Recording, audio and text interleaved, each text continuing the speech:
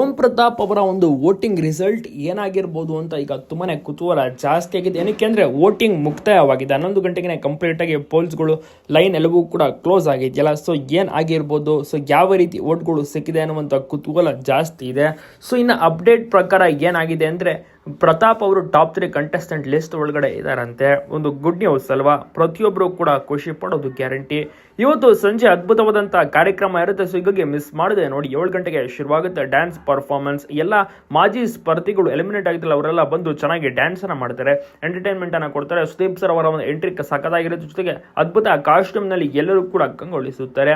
ಅದ್ಭುತ ಕಾರ್ಯಕ್ರಮ ಇವತ್ತು ಮತ್ತೆ ನಾಳೆ. ಇವತ್ತು ಯಾರು ಔಟ್ ಆಗ್ತಾರೆ ಅನ್ನುವಂಥ ವಿಚಾರ ತಿಳಿಸ್ತಾರೆ, ಯಾರು ಸೇವ್ ಆಗ್ತಾರೆ ಅನ್ನುವಂಥ ವಿಚಾರ ತಿಳಿಸ್ತಾರೆ. ಜೊತೆಗೆ ನಾಳೆ ಟಾಪ್ 3 ಕಂಟೆಸ್ಟೆಂಟ್ ಯಾರು ಎಂಬ ಮಾಹಿತಿಯನ್ನು ಕೂಡ ತಿಳಿಸ್ತಾರೆ ಸುದೀಪ್ ಸರ್ ಅವರ ಒಂದು ಮಾತನ್ನ ಕೇಳಕ್ಕೆ, ಅವರ ಒಂದು ಚರ್ಚೆ ಎಲ್ಲವನ್ನೂ ಕೂಡ ಕೇಳಕ್ಕೆ ಬಹಳಷ್ಟು ಕುತೂಹಲದಿಂದ ಜನರು ಕೂಡ ವೇಟ್ ಮಾಡ್ತಿದ್ದಾರೆ. ಸತತ 112 ದಿವಸಗಳು ಕೂಡ ಮುಕ್ತಾಯವಾಯಿತು. ವೋಟಿಂಗ್ ಲೈನ್ ಕೂಡ ಮುಕ್ತಾಯವಾಯಿತು. ಸರಿ ಸುಮಾರು 3-4 ದಿನ ಓಟ್ ಹಾಕಕ್ಕೆ ಅವಕಾಶ ಇತ್ತು. 1 ಕೋಟಿಗೂ ಅಧಿಕ ವೋಟ್ಸ್ಗಳು ಪ್ರತಾಪ್ ಅವರಿಗೆ, ವರ್ತೂರ್ ಅವರಿಗೂ ಕೂಡ ಸಿಕ್ಕಿದೆಯಂತೆ. ನೋಡೋಣ ಏನಾಗುತ್ತೆ ಅಂತ. ಬಹಳಷ್ಟು ಲೀಡಿಂಗ್ ನಲ್ಲಿ ಇದ್ದಾರಂತೆ. ಈ ಒಂದು ನಿಜ ಆದ್ರೆ ಬಹಳಷ್ಟು ರೀತಿಯಲ್ಲಿ ಜನರು ಕೂಡ ಖುಷಿ ಪಡೋದು ಗ್ಯಾರಂಟಿ.